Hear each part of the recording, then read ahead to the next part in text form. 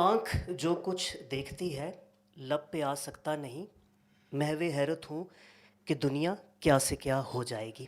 شام بخیر اور دا بلیک ہول میں آپ سب کو خوش آمدید۔ یہ دہائیاں، یہ دور، یہ صدی علم اور ڈیجیٹل انقلاب کی صدی ہے، اور اب طاقت جو ہے وہ ہتھیاروں، افواج اور ایوانوں سے منتقل ہو کر دیکھا جائے تو اسکرینوں اور ڈیٹا سرورز میں منتقل ہو چکی ہے، اور یوں ریاستیں یا اسٹیٹس اب محض جغرافیائی یونٹس نہیں رہے بلکہ ڈیجیٹل اکائیاں بھی بن چکے ہیں۔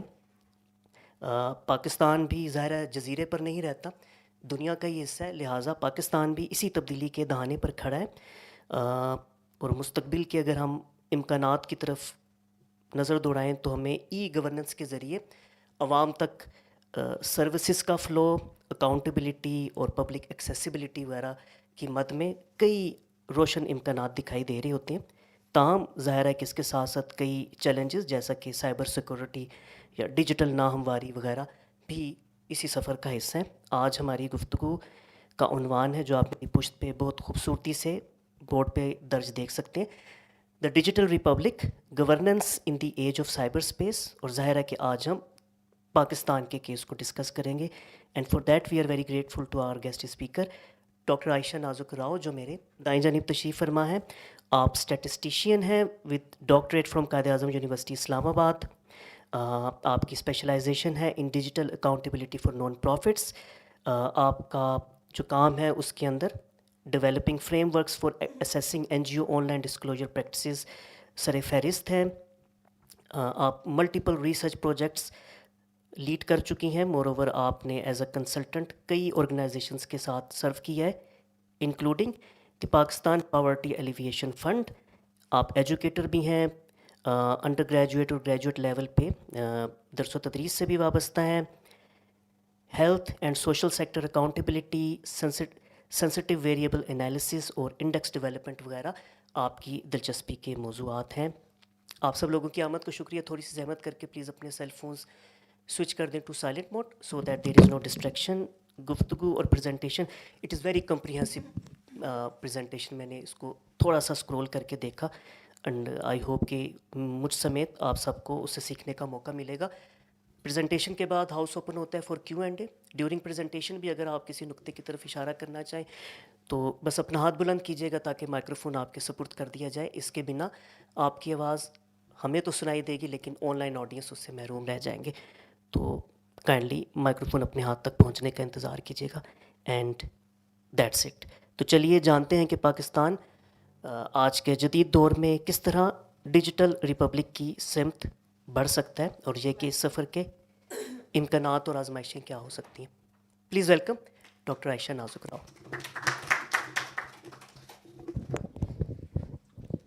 Thank you, Nair, for a wholesome introduction. And I'm looking forward to deliver a talk which will be insightful and engaging, and that you will take some food for thought, at least. That is the purpose of the talk is. So can I get the slide changer? And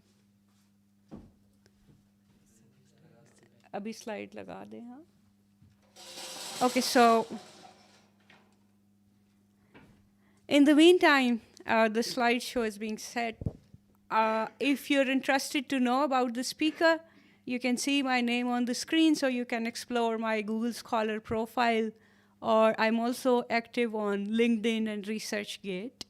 And before starting the talk, I took a couple of minutes to interact with the audience, and I'm happy to see that we have people from academia, from UN, so that is great, really great to know that. And there are certain people who gave me a very encrypted reply when I asked them from which organization are they. So we have interesting audience here, and with the presence of some online participants as well, I'm really looking forward that it will be a good talk.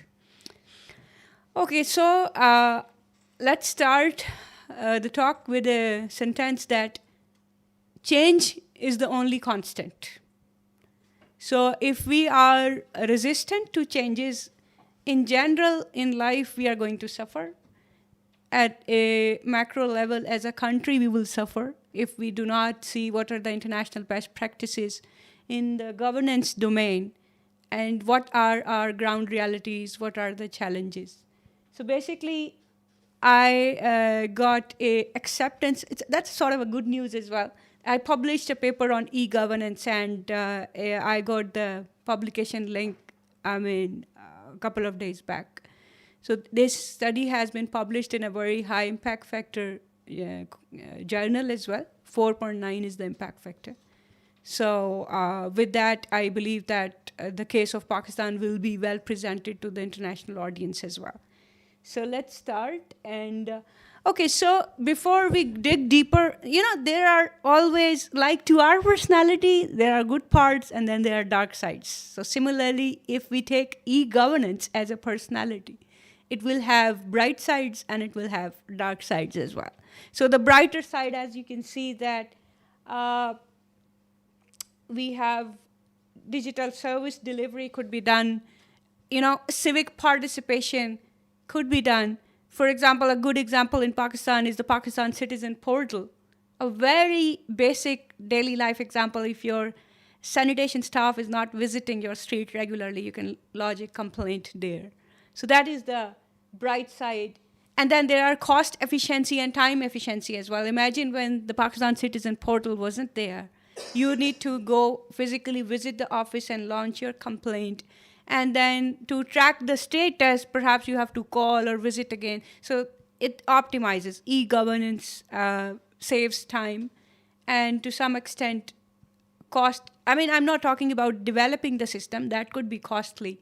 But when the end user is using the system, then it's cost optimized as well.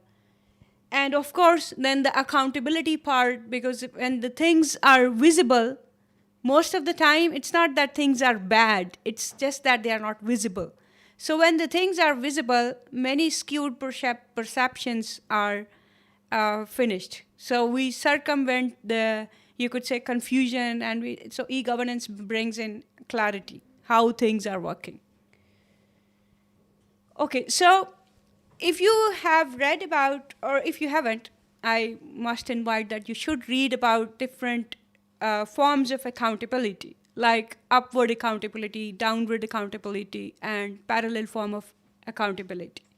So what e-governance can do, that it can serve all the demands for downward accountability, for example, accountability towards the citizens, upward accountability as well. For example, if we consider the case of Pakistan and we have to present our audit reports to IMF, perhaps we can include our report how the data is being disseminated and how we ensure that the general citizens, they are involved in the decision-making process. Then we can have interaction with corporate entities as well. So upward, downward, and parallel. Like parallel, I mean within government communication. All these forms can be easily handled using the e-governance framework. Okay, but as I said, when to our personality, there are dark sides. So consider e-governance as a personality, it can have a dark side as well. So perhaps this incident which happened in 2021, when a complete district of Germany was at halt for approximately half a year because there was a cyber catastrophe. All the systems were down. There was a ransomware attack and the hackers were demanding huge sum of money. But in the end, they did not pay. The local government interacted with the state and they shifted to manual system. But that created a lot of panic. Why? Because, for example, if you are getting welfare benefits, they were at halt. You were to, let's say, apply for a driving license. These are common examples. All the things were at halt initially. But then they switched to manual system. And with the passage, it took almost half a year to resolve the matter. So that was a big cyber drama that happened. And then in 2023, again an example from Germany, 70 municipalities, they were again at halt. And then IT service provider and everything was, at halt. So what happened? Those entities which had some offline backup, they were able to cope up. We often criticize that why we have dual record keeping system. For example, let me give you an example from when I did a project for the Planning Commission and we interviewed the Islamabad police officials. Even they reported that they have dual record keeping system, mainly because of the fact that online thing can be at halt anytime, and then even the legal framework of Pakistan that does not accept all the time electronic evidence as acceptable. So whether that's a weakness or something that's required, I leave it to the audience to think about that. Okay, so when I was talking about this, I explored the repercussion of this attack, and to not much surprising that the effects were felt, they are being felt even now. There are certain companies that, they went insolvent. For example, there is a group, In-House Group is the name, and it's a telecom entity in Germany, and it went insolvent because it was unable to cope up with the ransomware attack, and they haven't had enough liquidity to pay for that. And even keep in mind that even if a company decides to pay, most of the time it is in the form of cryptocurrency. And if the attacker is from a country that is sanctioned, and you as a company pay that attacker, you end up being involved in an illegal activity because your country has put up a sanction on that country, let's say, and you are to get out of it. So it's sort of, you can say, conundrum. It's a confused situation, what to do. So because of these complexities, it started in 2023, but the effects are still felt even in Germany now. Then, if you remember a most recent case when many airports in Europe, they were attacked, and if many flight operations, they were influenced. So why am I quoting these examples? And why am I alluding towards the fact that there are perils of AI as well? So that when for the case of Pakistan, we talk that we have to adopt, then we are well informed of the threats that may be looming over, so that we can be ready, or we can be, we can educate the public as well, that if AI is offering them certain benefits, especially in the beginning, there will be more cyber attacks, right? Okay, and then this is an interesting story from Albania, where if you have heard of the system where the AI minister, Daila is the name, and she's working as an entity. So how it works is like any Albanian minister can submit data to the Daila system to take, let's say, any public sector decision. It analyzes that data and it comes up with a solution. So it's an AI-based minister literally at play. Now, metaphorically, a phrase was used that Daila is pregnant and she's about to deliver 83 babies, because the president used this phrase to add a little bit of drama to it. So actually, it means that 83 more AI system will, or you can say subsets of Daila will be introduced, so that each will be associated with the ministers in Albania, so that they can, whenever they have to take a decision, they can enter the data into that system, and then AI can decide what's the best possible course of action. Whether that's ideal or not, I'm not talking about that. Rather, I'm just sharing the developments with you, right? So, okay, but as we said that whenever we have some new thing, a new development, there are legal complications involved. If you know that Albania is striving to become a member of EU, so EU Digital Act, it puts a requirement that whatever AI system you are using should be developed within EU. Whereas the DAILA system, it relies on OpenAI from Microsoft, which is developed in USA. So that could be a point for consideration for Albania, whether they have to, because they are aiming to become a part of EU by 2027, the negotiations are underway.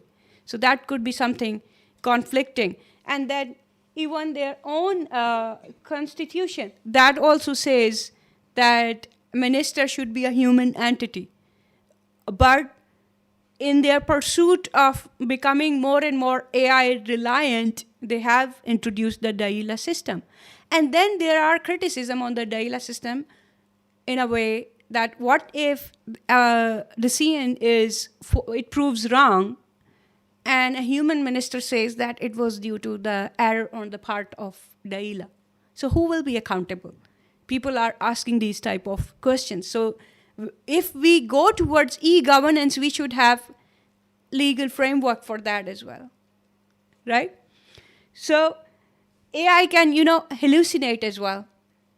A couple of my friends, they shared their Facebook account was like disabled, and that was a real trouble because the Instagram, the Facebook, or the digital footprint is sort of our best friend nowadays. I publicly confess it. If my account goes disabled for 2 days, perhaps I will be stressed because it's sort of a best friend for me. So why am I sharing that? It's just AI hallucination. So if any e-governance system is introduced and it hallucinates and start giving you a sort of idiot solutions for a problem. So human intelligence needs to supervise artificial intelligence. You cannot leave it all alone on its own. Okay, so now coming to, after some interesting stories from the international sphere, let's come to the case of Pakistan. So the first, you could say, a major breakthrough. In the recent census, you could see that if you recall, when the enumerator visited our houses, they had tablet, and instead of the paper, they were doing dual record keeping with the paper as well as in the electronic gadgets. They were entering data, and you could say that it was claimed that this is going to minimize or circumvent the under or overestimation in the population. Whether that happened or not, that's another question. But the intention was that digital tools will help in minimizing under or overestimation of population. So whether that happened or not, it may seem like a digression, but actual root cause why we overestimate population of a particular area or province is because our NFC awards are totally dependent upon the population saturation or density in a given province. So when we are rewarding highly populated areas, now you can imagine what will happen. They will like to overestimate themselves. So the root cause perhaps is not whether you are using manual or digital. The root cause is the budget is being allocated on the basis of population. So if we take example from, let's say, India, you can see very interesting components that are being taken care of when assigning budget. For example, if you look at the fourth one, the forest cover, it's given a weight of 10%. So India is incentivizing if a particular state have more forest cover, it's going to get a better share in the budget allocation. Similarly, area of that district, and then income distance as well. So states that have lower per capita, perhaps they are more needy. If you study the UN bottom 40 criteria, even that states that the bottom 40 cohort of the population needs to be addressed, and it's need to be prioritized.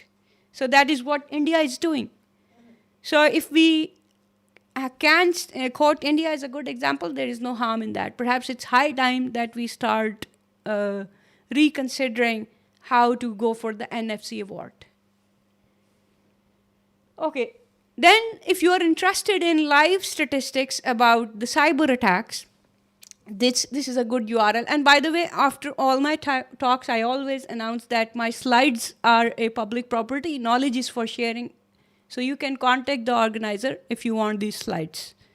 So if you click on this URL, you will see that we have live statistics that who are the top attackers and the top, perpetrators as well as the victims.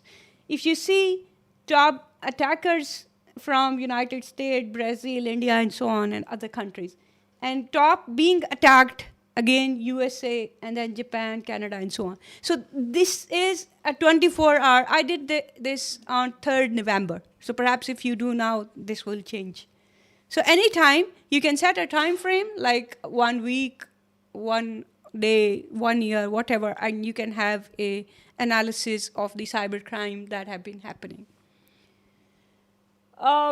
Then if we see the case of Pakistan, interesting things have been happening in our country, whether interesting or not, but noticeable. We had some, you could say, we wrangled with the neighbors, and then there were claims that they took over our systems. So we have like the Sidewinder and Patchwork associated with India, and it is claimed that they hacked our websites, and many government entities were influenced by that. So that means e-governance can also offer parallels. If we have e-governance framework without security protocols, we are even exposing ourselves for, I don't know whether that's a 6th or a 7th generation warfare, perhaps.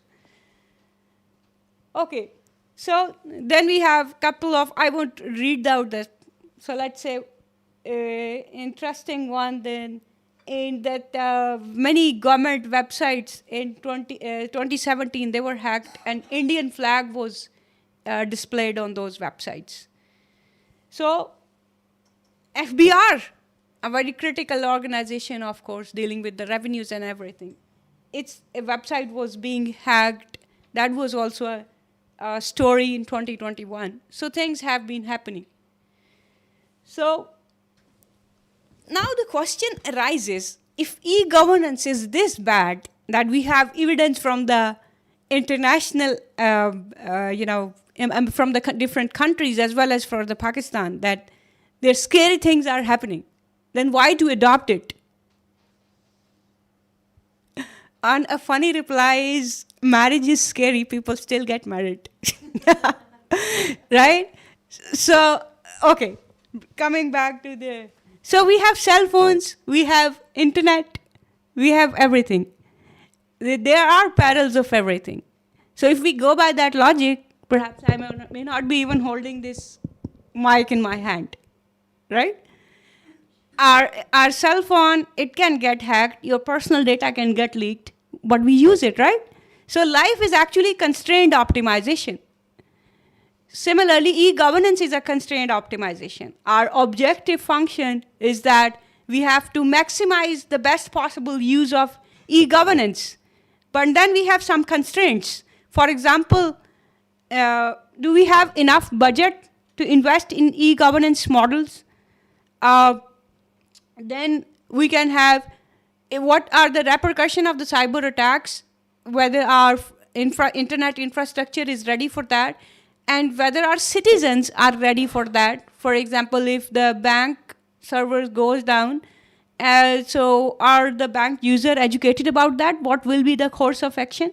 So we have constraints, right? So we cannot say that we will not use e-governance just because there are perils. No. And by the way, Pakistan, as we said, that it's not, we cannot be isolated. If there are international requirements for open data sharing, then we have to make sure that we have certain processes to meet those requirements. And then it's often said, by the way, Ash Rao is my social media handle name. So this is my quote: data defies skewed perceptions. Why there are misunderstandings? Because we do not have clear-cut data. So why we need e-governance? We need e-governance so that perceptions about corruption are also gone. Many a time, I'm not saying there is not corruption in Pakistan, there is. But then many a time there are perception of corruption as well. If you go to a hospital and it took you longer than expected, and perhaps it was not because due to any corrupt practices, but because there was a lot of public visitation on that day. But you come up with a resentment that there is some corruption going on. So have clear-cut data. By the way, I also published a paper about how hospitals can share their data so that they are considered more transparent. So we know that in the Transparency International ranking, our CPI, or Corruption Perception Index, it needs improvement. And when it needs improvement, it means that we need to work on good data sharing, good disclosure practices in the country. And then, before I proceed, if you remember, if we talk about digital communication and we do not discuss Tim Berners-Lee, who invented the World Wide Web, or Alan Turing, who invented the bomb machine, which deciphered the Enigma machine of Germany at the time of World War II. So what was happening? Bomb was sending crypted messages. For example, if they were to attack at a particular place, of course there was a crypted message. So what Alan Turing did, he designed a machine, he named it bomb, and it worked on the principle of statistics and probability to decipher that code. And it used to, help the country find out where will be the next attack, and they used to diffuse that. And then I take pride in that. I share birthday with Berners-Lee. So we have 3 Geminis working. I'm also a Gemini. So we have 3 Geminis working in the AI domain. Okay. Whenever we go digital, we have to keep in mind whether we have the internet infrastructure, what will be the broadband penetration. For example, by penetration, I mean that the urban area will have those, setup that you can use the open portals or AI system. But what about the rural areas? So we have to keep in mind what is the broadband penetration, what will be the speed of the internet, and things like that. So this should be, not only for Pakistan, for any country, that should be a consideration. And then we have data about internet speed. To give you an idea, Pakistan has an internet speed of roughly 16 MB per second as compared to the global threshold of 98. And that is for fixed broadband. Whereas for mobile, it is roughly 25 as compared to 90 for the international threshold. So that means we are way behind. And every day we suffer because the internet works like a snail pace. And then we have the interesting shark stories as well in the country. Okay, so to set the context why we needed to conduct this study, e-governance index is, this is released by UN, and it ranges from 0 to 1. The closer to 1 you are, the better e-governance practices are being observed. So the score of Pakistan is roughly 0.4, which ranks us as on number 150. So 150 countries are having better e-governance practices than us, to understand that. So it has certain components. For example, if I see e-participation index, that means services are there. For example, Pakistan Citizen Portal is there. Just to understand, let's say 36% of the people are actually using it. And then online service index, how many services are available, right? So in that we are 0.56. And then human capital index, what does that mean? Are we literate enough to use those digital tools?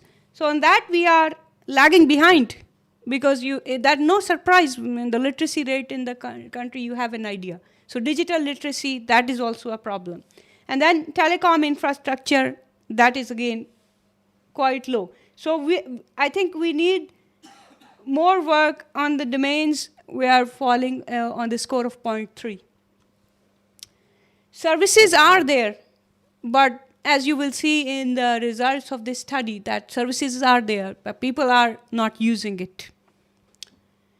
Then we have evidence from ASEAN nation that if we have e-governance practices that can circumvent the, or that can improve the trust on the government entities as well. But the same study also says that you need to have regulatory framework for whatever AI practices that you are introducing. So now coming strictly about what I did in this study. I interviewed 9 government officials. I will share the profile of those. And 200 general people from Pakistan. So when I asked the public survey, it was about which services they are using, are they aware of it or not, what is their perception that e-governance can minimize corruptions, things like that. You will see the results in the coming slides. And to the government officials, I asked about what are the issues and challenges, how ready is Pakistan towards adopting e-governance practices. So these were the research objective. And to meet this objective, as I told you, that I reached out to the relevant stakeholders, that is the general public, as well as the government officials. So this is a quick profile of the government officials that were interviewed for this study. For example, we have the, people from customs, human rights, economic affairs. So basically there were 9 officers, so 5 were here. And the next you can see we have a respondent from the Prime Minister Office, Economic Affairs, and then IT division as well. So as you can see, have a fair idea from the designation that they were involved in the middle to upper hierarchy of the organization. So they were in the key decision-making process. Okay, so what I did, I just interviewed them. And if you have conducted a qualitative study, it will be already clear to do that. With the informed consent, we recorded those interviews, transcribed those interviews. That is, we made an Excel file, recorded all the statements, and then we looked for overarching themes and codes. So 4 main themes were curated based on those statements. So the first theme was cybersecurity concern and weaknesses. So I will read a couple of statements. For example, first statement, my worries include cybersecurity. So as we were considering even prior to conducting the study that there will be concerns about cybersecurity, so that came directly from the government as well. And the belief that government cybersecurity is weak and security tools are outdated. This is also very interesting, and it demands attention, that we need to have latest cybersecurity protocols, which for the time being, we are lagging on it. And why, we will come later, that we have budget constraints as well. Then we have an interesting comment. For tasks labeled secret, we handle them with diligence and prefer manual processing. That is, we have, the government officials, they reported that they have concerns about information leakages, and that is why when there are certain sensitive tasks, they do not rely on the AI, rather they go for the manual processing. So that means that within the government, we can see that there is skepticism about the system. Then another participant mentioned that yes, once a website was hacked, but then he casually said that the repercussions were not that serious. And since we analyzed all the responses with the framework of interpretivism, which states that we have to see how respondent interpreted different things. So that means that if a respondent is saying no significant impact, but that respondent hasn't given us any data about what is meant by a significant impact. For example, what amount of money was lost or how many days were involved in retrieving that website back. That was not shared. So I think I've already discussed this. Now we come to the second theme, e-governance mechanism. Most of the respondents reported that they find it pleasant and easy to use. System is not that difficult. There was initial resistance because as you expect any change comes, then we have initial resistance. People, with the passage of time, they acquire the skill set to use it. So that was being another interesting statement. We educate users on the benefit. For instance, imagine waiting 10 to 15 days for a physical import permission letter from the Pakistan Atomic Energy Commission at Karachi port. So basically, this is someone from the customs that earlier on they had to wait for, let's say, 2 weeks to get a permission for processing a particular shipment, right? But now that could be handled electronically, so that encourages adoption because officials feel easier now. Then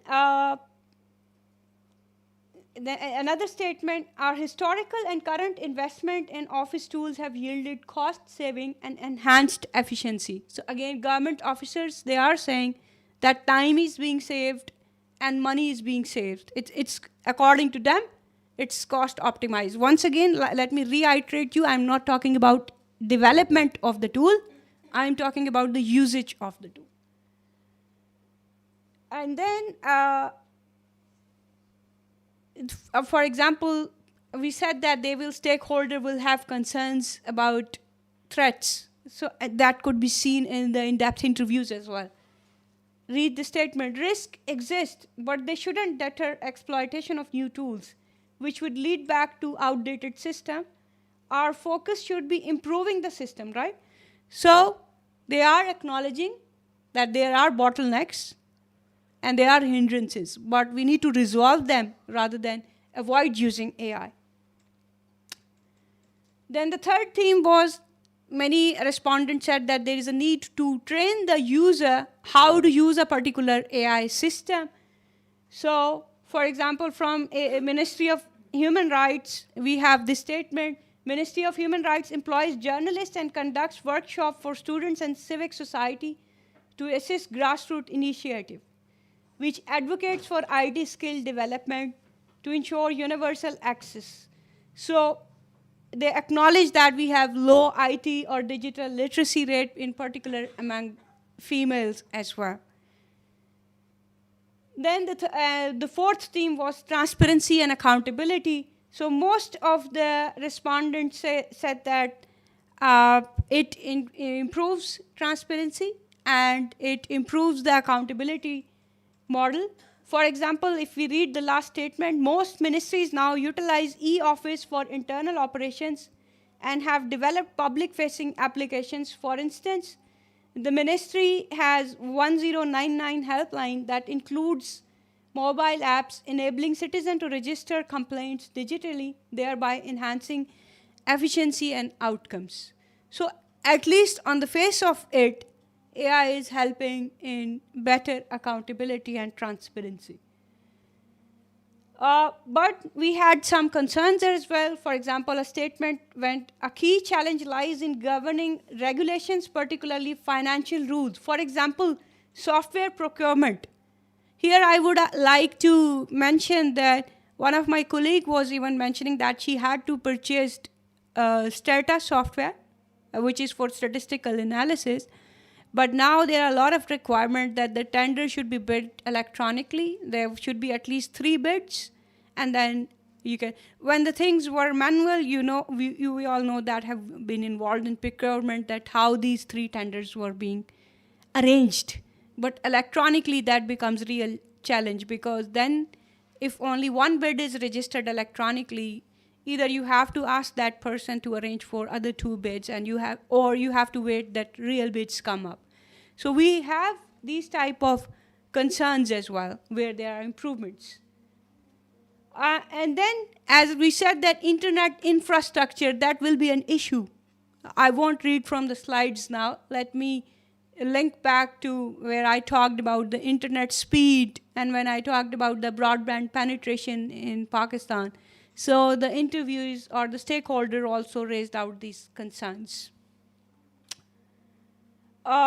Then something that went against our expectation, we thought that lack of electricity will prove to be detrimental for the use of AI, but perhaps the type of offices we reached out, they of course do not have that issue, that they have backups and everything, so that within that particular organization, electricity the constraint was not significant, and AI system continue to work even under that. Then the provincial differences are visible. Let me quote again my example from the study I did for Islamabad Police, that even they told me that Punjab is performing way better than other provinces. So similarly, overall, not only in police, overall in e-governance, this was also shared by the government officials that Punjab is outperforming the other provinces. So that is nothing to take pride in. I think that is a sort of a provincial divide. It needs to be addressed rather than ranked only.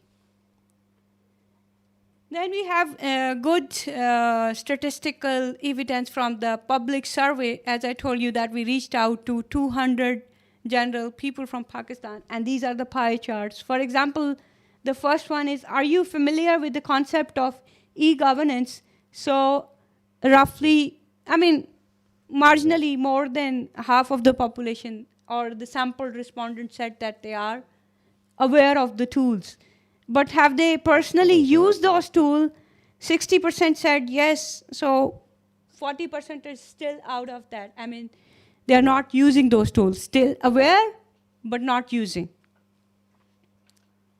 And then if they have used the tool, what is the satisfaction level? So that is being ranked from 1 to 5, 5 being the highest or the most satisfied category.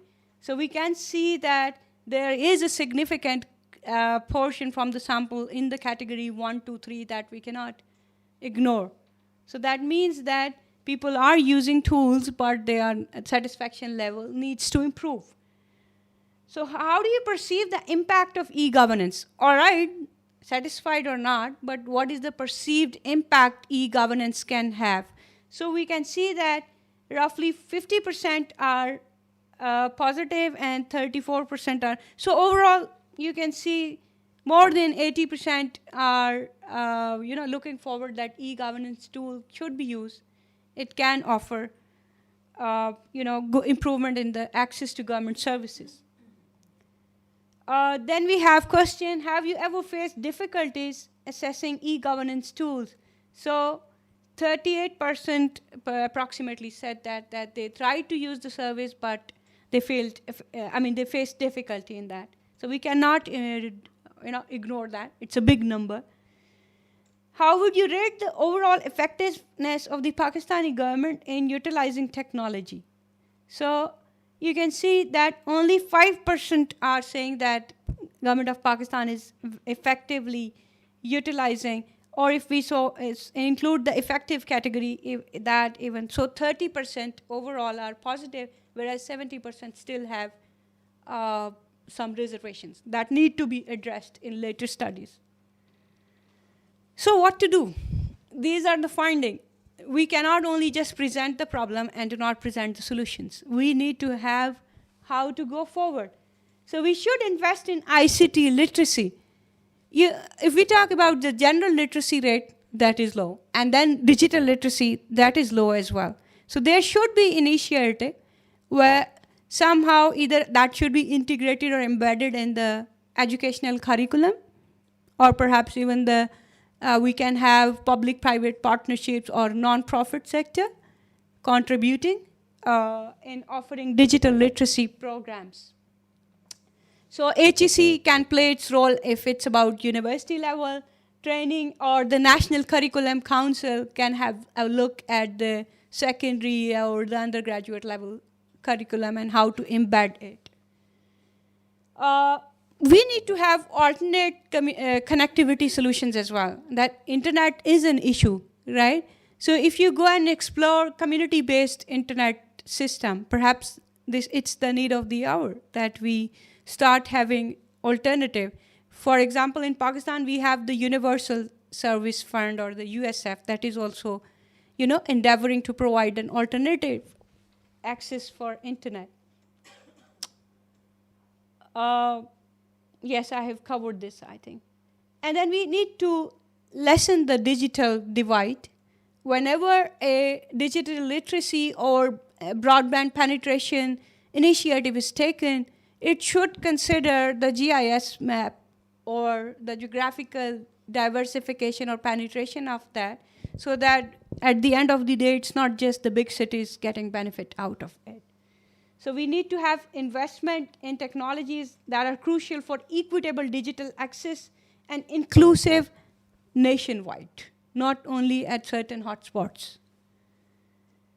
As I said, that we can have public-private partnership or the NGO sector. So we have an example from NRSP, that they have this Internet Dost and Internet Zabardast program, where they educate more than, you can say, many women and parents for the how to use AI or the digital tools. So that is a good example. More nonprofits should follow the suit.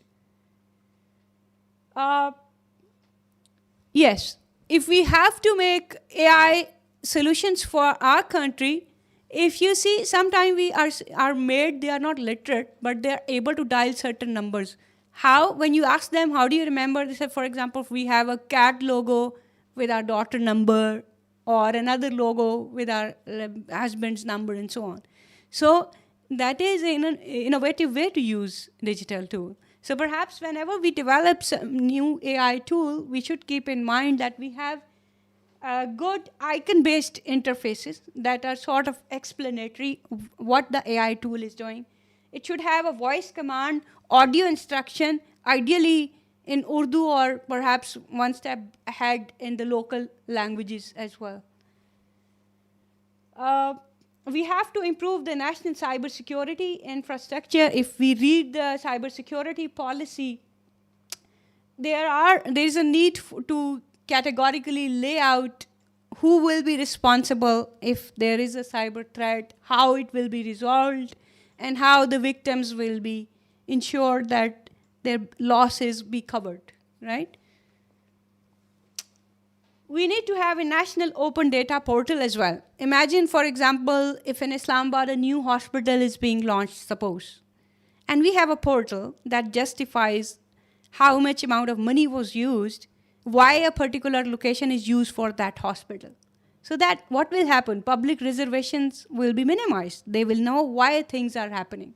So we need to have an open data portal that shares key data about the key procedure, key decision making at the government level.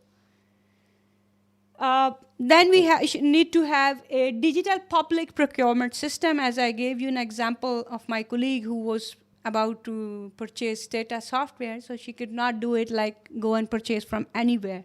So we need to have that the public is aware, for example, even in a hospital, if medicines are coming, how they were procured, which companies were involved, these things should be made public so that confusions are minimized. Okay. It is often said, if we take example from China, that if you become a surveillance state, the happiness level of your citizens will go down. As a joke, they say that even if in China, if you have to use a toilet paper roll, you have to be vigilant how much you can. So what does that mean? It simply means if you are being supervised, but you are ensured that the supervision is for your benefit, then you will be perhaps less sad about it, if not happy. We have example from Singapore as well, that they are highly regulated, AI tools are there, but still they have a decent ranking on the happiness index as well.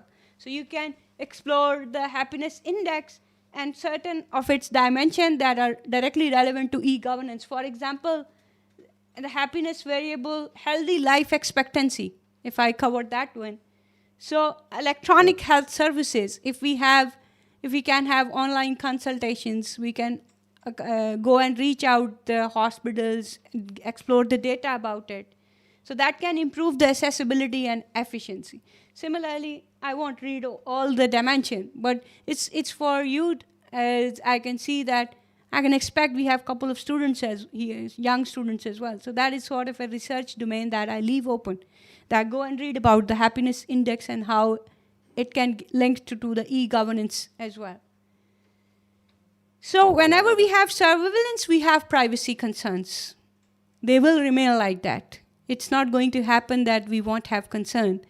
But if privacy is jeopardized at the cost of enhanced transparency and better government performance, perhaps then we will be okay with that.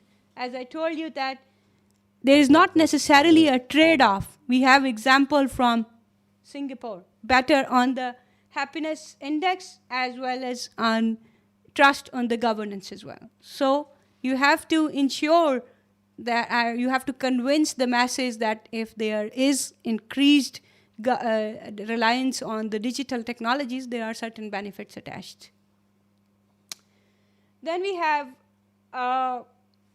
so we have the latest example from the e-challan system in Karachi, and we have interesting stories. For example, I was reading that a person was imposed fine 5 times in a single day for not wearing seat belts. So he was claiming, he was appealing that the case should be dealt with justice. So it's not that the system is not, it's not efficient, but it's being calibrated. Whenever a new system is introduced, you have to ensure that it should be on experimental stage first. If you have background of neural networks, they feed on the training data. So training data needs to be optimized, and then you can implement. Then there is an interesting statement that I read this morning. A government of Sindh, perhaps they are saying that they have signed or they accepted the system in haste, which is a surprising statement. If the government is saying that was hasteful, perhaps they need to critically review before adopting. So digital Pakistan vision is there. On paper, everything is good. But as I have talked about it, broadband penetration, digital literacy, internet speed, alternative solutions, we need all those things before we can strive to be dependent upon digital tools or AI tools. So here's an interesting image to end the talk, right? Which is self-explanatory. So interesting things are happening, but you can interpret it the way you like. You can interpret it positively as well, that now the e-system is there, so corruption can be minimized. Despite there are some initial issues, but with the passage of time, the system will learn, and then it will be better at issuing genuine challan rather than fake ones. So here I end the talk, and if you're interested to reach out, these are the link to ResearchGate and Google Scholar. Thank you.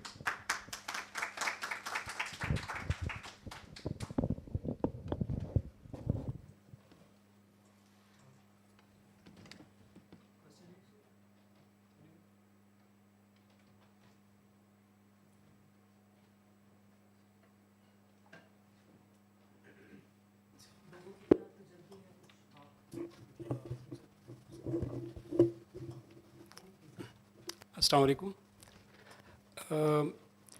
एक sample सा question है digital Pakistan के in future के लिए कि जहाँ भी तरक्की होती है हमारे यहाँ कुछ हर्डल्स आ जाते हैं, लेकिन अब जिस तरह 3G में या 4G में या 5G में इंस्टॉलेशन में अभी इस टाइम पे AI का काफ़ी ठीक ठाक, लेकिन इसकी प्रोसेसिंग के लिए जिस तरह आपने डेटा सेंटर का जिक्र किया और हाई स्पीड डेटा की, इसके अलावा जो एप्लीकेशन स्पेसिफिक ICs के लिए FPGA वगैरह की इसकी, अब हमारे यहाँ बड़े से बड़े कानून है, बस क्रिप्टो पे कंट्रोल करो। अब क्रिप्टो के लिए तो सिर्फ ये नहीं है, بہت ساری اس کی ہے. ہمارے پاس پاور بھی انشاءاللہ 2-3 سال میں زیادہ آ جائے گی, ہائیڈرو کی اور اس کی سولر کی. تو ہمارے پاس مین پاور بھی زیادہ ہے اور ٹیکنیکل اسکلڈ بھی کافی بہت زیادہ یونیورسٹی جو پروڈیوس کر رہی ہے. ہم اس کو ایک اسٹریم لائن کر سکتے ہیں کہ ان فیوچر اس کو بہت زیادہ یوٹیلائز کریں اور ہم اس کو ارننگ اتنی زیادہ ہو جائے ہماری کہ آئل اینڈ گیس وغیرہ جو منرلز ہیں ان سے زیادہ بھی ہماری اس کی انکم ہو سکتی ہے. Thank you. Okay, interesting question. اور اس کا پہلے جواب اس میں اس طرح سے دوں گی کہ ہمیں تو ہر روز یہ پتہ لگ جاتا ہے کہ آئل اینڈ گیس یا کوئی نہ کوئی بڑے ایسے ہمارے پاس شاندار ریزروز ہیں کہ poverty is gone, but doesn't happen. اچھا, same is the case with A I کہ ایک تو چیز یہ ہے کہ یہاں پر یہ بھی کہوں گی کہ ہمیں لوکل ایپلیکیشنز ڈیولپ کرنی چاہیے. اور فار ایگزامپل اگر ہم پورا ایک اینڈرائڈ سیٹ اپ نہیں بنا سکتے بٹ لوکلائزڈ ایپلیکیشنز بنا سکتے ہیں, ٹھیک ہے. آف کورس جو ڈیولپ کرے گا وہ بھی ارننگ کا اسپل اوور نیشنل لیول پہ ہی رہے گا. لیکن اگر آپ جیسے آپ کے پاس دراز کی ایگزامپل ہے, اس طرح اور بہت ساری لوکلائزڈ ایپلیکیشنز بنی ہیں, مگر ان کے سیکیورٹی کنسرنز لوگوں نے شیئر کیے ہیں کہ آپ فار ایگزامپل جو اینڈ یوزر ڈیٹا ہے وہ انکرپٹڈ ہونے کی بجائے ایز اے پلین ٹیکسٹ اس میں اسٹور ہو رہا ہے. تو اگر آپ یہ والے کنسرنز جو سیکیورٹی کے, یعنی کہ آپ ایک طرف تو یہ ہے کہ انٹرنیٹ انفراسٹرکچر برا ہے, وہ تو ڈفرینٹ بات ہے. اس کو کہتے ہیں الگوریدمک اکاؤنٹیبلٹی, کہ جو بھی الگوریدم ڈیولپ کیا جا رہا ہے اگر اس کے اندر کوئی لوپ ہولز آ رہے ہیں تو لیگل آپ کے جو اس کے ریپرکشنز ہیں وہ کون فیس کرے گا, ہاؤ ول تھنگس گو. تو آئی تھنک جو ڈیجیٹل پاکستان کی بھی میں نے پالیسی شیئر کی ہے اس میں ابھی اس چیز کے اوپر ڈیولپمنٹ بات کی ابھی ضرورت باقی ہے, how these things will be handled. Actually میں دوسری سائڈ پہ میں جانا چاہتا ہوں کہ یہ تو ایک ڈیولپمنٹ ہے کہ جو کرنٹ وہ چل رہا ہے نا. میں چاہتا ہوں کہ ہارڈ ویئر کی جو انسٹالیشن ہے, جس طرح کلاؤڈ پہ لوگوں نے کافی جو اس کے نیوینز ہیں جہاں کول سسٹم ویدر ہے, رشینز ہیں, ان کو وہ کہتے ہیں کہ یہ کرپٹو مین وہ ڈیولپمنٹ کر رہے ہیں نا. لیکن اصل میں تو یہ جو ایزیکس وغیرہ جو اپلیکیشن اسپیسیفک آئی سیز ہیں یا پی جی اے وغیرہ کی جو ہیں, یہ اصل میں تو اے آئی کی پاور اتنی زیادہ یوٹیلائزیشن ہو رہی ہے پوری دنیا میں کہ اس کو power plus environment plus linked جو لیٹنسی وغیرہ کی ان کی وہ ڈیٹا کی ریکوائرمنٹ ہے, وہ انوائرمنٹ ہمارے پاس ہے. اس میں ناردرن ایریا کے علاوہ بھی سولر کی پاور کی بھی اور ہائیڈرو کی بہت زیادہ ہمارے پاس ایک ہیوج قسم کی وہ لیکن ہم اس کو یعنی پہلے سے دوراندیشی کے ساتھ اس کو کس طرح وہ کریں کہ یوٹیلائز کریں, اس کو پہلے سے مینیج کریں, پلاننگ کریں اس کے لیے.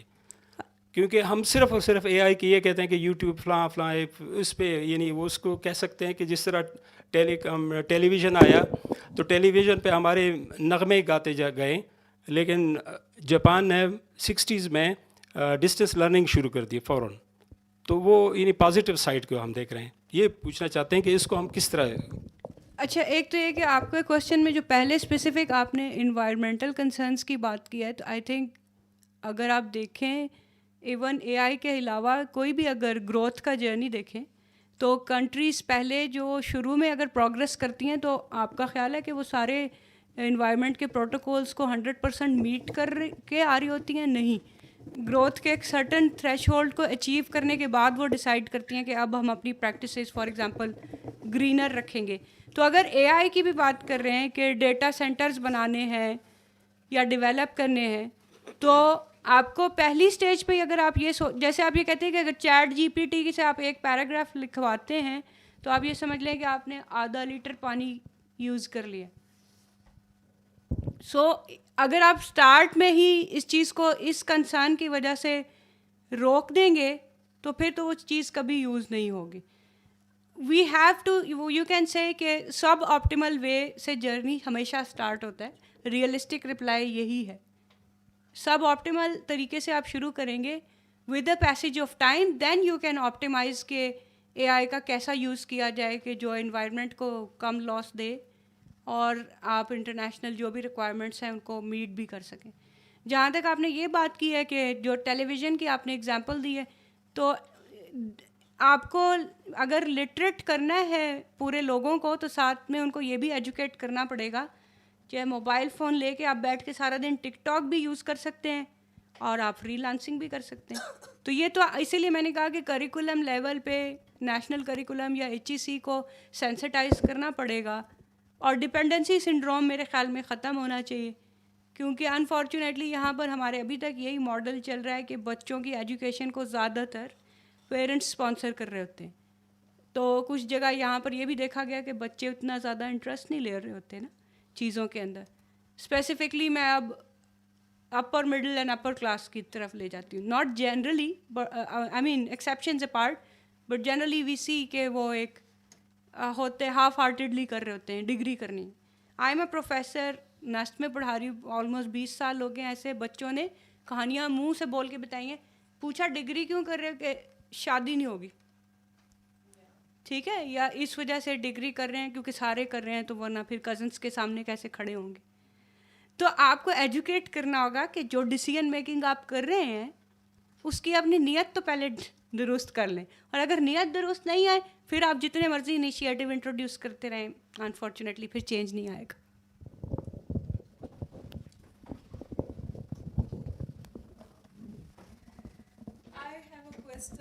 sort of comment also, جیسے جب آپ نے کہا کہ ہاسپٹلس دوائیاں کہاں سے لے رہے, may be that information should be public, تو that falls under RTI, right to information act. Media میں ہم صحافی بہت اسے یوز کرتے ہیں ٹو گیٹ انفارمیشن, اور وہ ایک لمبا پروسیس ہے پورا, انہوں نے بیان کیا ہوا ہے 2 ماہ میں جواب آئے گا, نہیں آئے گا پھر آپ یہ کریں, اور وہاں پہ کافی صحافیوں کو خطرات کا سامنا بھی کرنا پڑتا ہے. You are asking for sensitive information, you have to give your CNIC, they know who is filing, اور پھر آپ کے خلاف ایک whatever they want to do, they do it. So like if you say we can use it, تو how can they make their RTI process digital? So it is transparent, they know کس نے request کی تھی, وہ information کہاں ہے, اس میں delay کیوں آ رہا ہے, اور اگر اس کے خلاف آگے کوئی اٹیک ہوتا ہے صحافی پہ تو they can present it as a proof کہ پچھلے ماہ میں نے یہ فائل کی تھی, now I am under attack. Interestingly آپ نے سوال نہیں پوچھا, آپ نے ایک پرابلم بتایا اور آپ نے خود اس کا جواب دے دیا کہ وہ پورٹل ہو جس کے اوپر پوری ایک ٹریل جو ہے وہ چل رہی ہو کہ یہ ایشو آیا ہے وہ. So I think I need not to add to it because you have answered the question yourself that AI portal will help the journalist. جو آپ نے بتایا ہے اس کے اندر بہت زیادہ ٹرانسپیرنسی نہیں آ جائے گی اس سے, اور بہت زیادہ ٹرانسپیرنسی کئی جگہ پہ پاکستان کی اسپیسیفکلی, تو یہاں پہ تو کئی جگہ پہ بہت زیادہ ٹرانسپیرنسی اچھی نہیں ہے, جس طرح کہ آپ کے یہ ریجنز بلوچستان ریجنز ہو گئے, اس طرح کی جگہ پہ کچھ چیزیں ہیں وہ آؤٹ آف دا وے جا کے کی جاتی ہیں فار نیشنل انٹرسٹ. دیکھیں آپ کو ایون اگر CIA کا بھی پورا آپ پڑھتے ہیں نا یہ انفارمیشن سیکیورٹی پروٹوکول, تو ایسا نہیں ہے کہ ہر چیز ہر وقت شیئر ہو رہی ہوگی, بٹ یو کین سی کہ جو روٹین ہے یا لیس سینسٹیو چیز, وہ تو ایون انٹرویوز میں بھی یہ آیا ہے نا کہ جو بہت سینسٹیو ٹاسک ہیں ان کو ہم مینولی پروسیس کر لیتے ہیں. تو اگر AI پالیسیز کی اڈاپشن ہوگی تو یہ تو نہیں ہوگا کہ نیشنل سیکیورٹی تھریٹ کے طور پہ آپ اس کو رکھ دیں. کچھ چیزیں ہوں گی وہ گورنمنٹ لیول پہ ڈیسیژن ہو سکتا ہے کہ ان چیزوں کو آپ پروٹیکٹیڈ رکھیں گے, تو یہ تو نہیں ہوگا کہ ہر چیز ہی, بٹ جنرلی جیسے ہیلتھ سروسز ہیں, ایجوکیشن ہے, اس طرح کی چیزوں کو تو ڈیجیٹلی ان کی انفارمیشن اویلیبل ہونی چاہیے.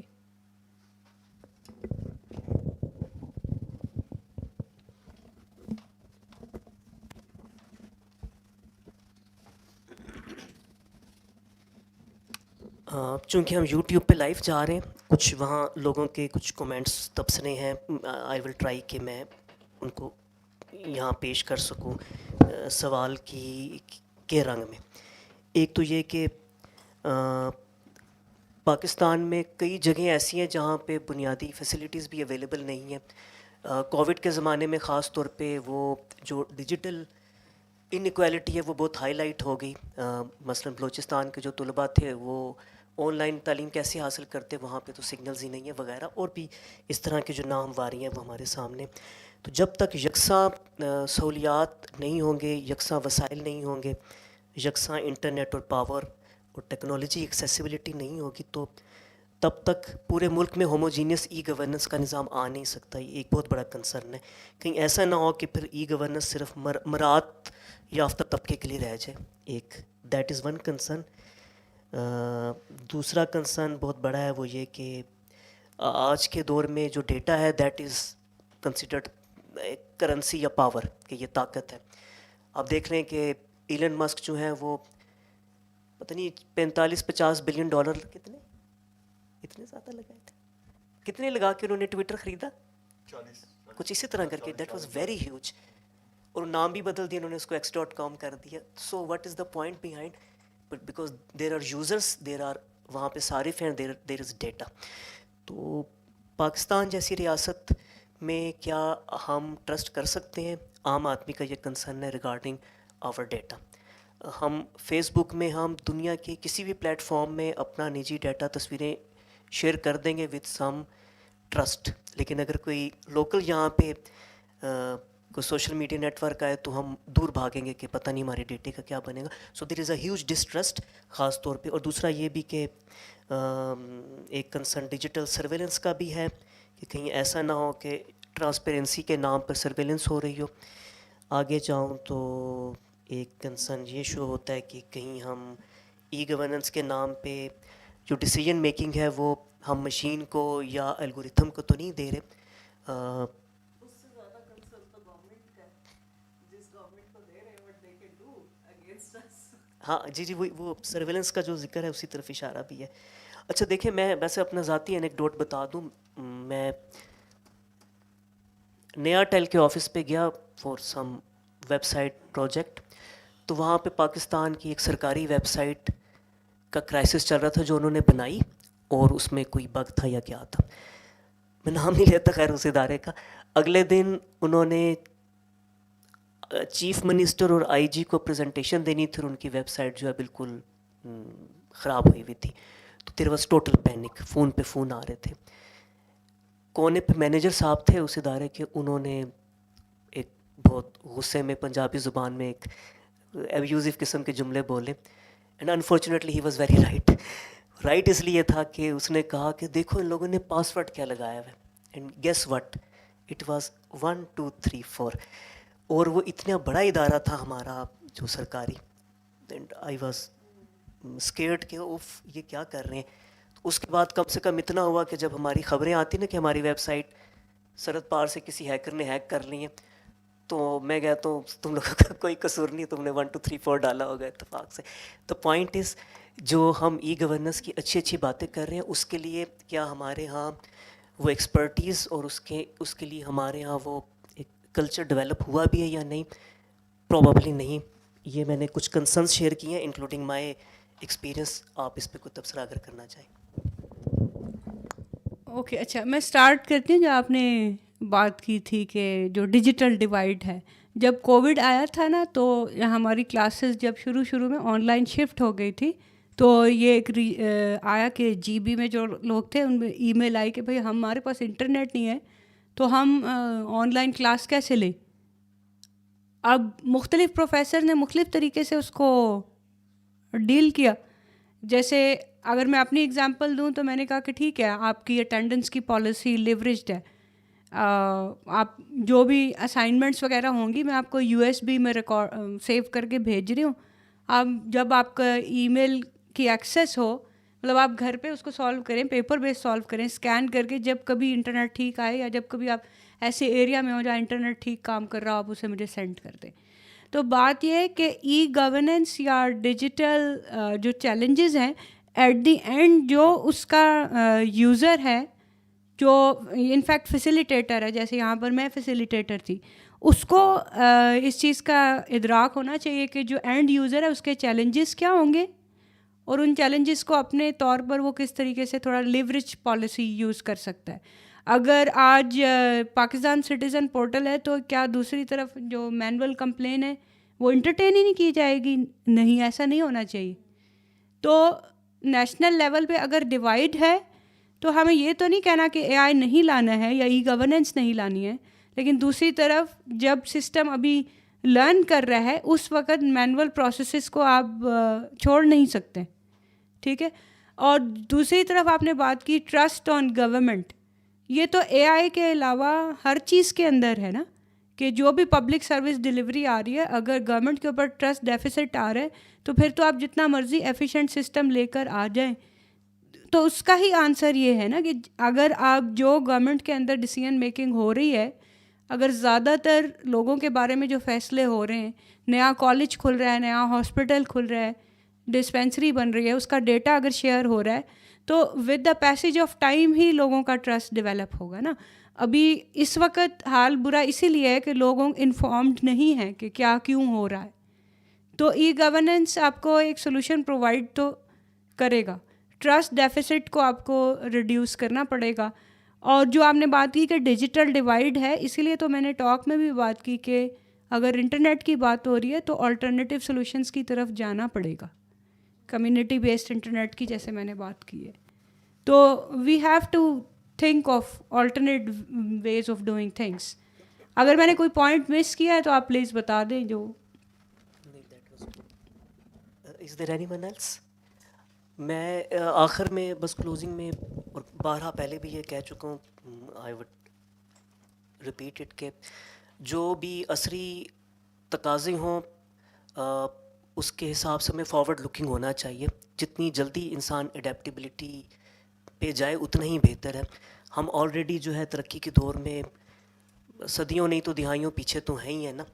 تو اگر یہ ٹیکنالوجی کا جو ابھی ریلا آ رہا ہے اس کو ہم وقت پہ اپنا لیں, اس کی ایتھکس کو سمجھیں اور اس کے ساتھ اپنے تعلیمی نظام کو بھی ہم آہنگ کریں, تو میرا خیال ہے کہ ہم جو دنیا میں جو ٹیکنیکل لیبر فورس ہے اس کا جتنی جلدی ہم حصہ بن جائیں اتنا ہی بہتر ہے. جب ایسا نہیں ہوتا تو پھر وہ ذرائع وسائل ٹولز تو بہرحال دستیاب ہی ہوتے ہیں نا. میرے سیٹ پہ اور ہم میں سے شاید 95% لوگوں کے سیٹ میں ان لائسنسڈ ونڈوز ہی ہے, لیکن وہ ہے ہی ہے نا. تو جب تک اس کو ادارہ جاتی سطح پہ اپنایا نہیں جائے گا, اس کے کوڈ اینڈ کنڈکٹ وغیرہ کو ذرا اسٹریم لائن نہیں کیا جائے گا, تو پھر اس ٹیکنالوجی یا اس جو ڈیجیٹل نعمت ہے اس کے مس یوز ہونے کے امکانات بڑھتے چلے جائیں گے. میرا یہ خیال ہے.